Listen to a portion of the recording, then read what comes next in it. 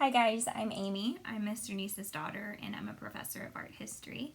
Today we're going to be talking about TEKS 14A, which is identify the effects of population growth and distribution on the physical environment.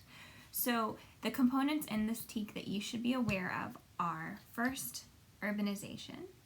Urbanization is where workers migrated into the cities in search of jobs and moved away from more rural areas. What happens though is that these cities become populated and therefore polluted. Waterways become contaminated, the air quality diminishes, it becomes very smoggy, and then the ecosystem is disrupted because animals that are in this environment that aren't used to these types of pollutants are therefore affected.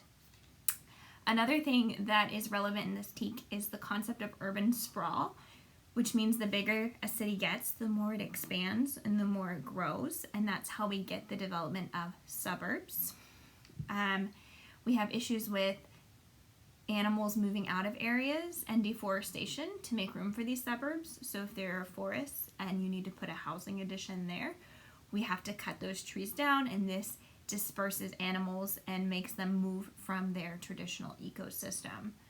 There's an increased demand for resources like water and energy, and so therefore we get the building of dams to power these cities. We're building railroads and roads because we need infrastructure. We need to be able to get around in these cities. We need transportation that is more equipped for larger populations. We need communication between people in these cities. There's a bigger demand for food now because we have more people in these cities. So then we start to convert land into farmland so that we can farm and grow and feed these larger populations. Now, there is the establishment of the national park system, which was done to protect land from population growth. So these areas are reserved for the national parks and cannot be expanded into by the sprawl of cities. And there are also a lot of nonprofit organizations that were created and dedicated to protecting the physical environment.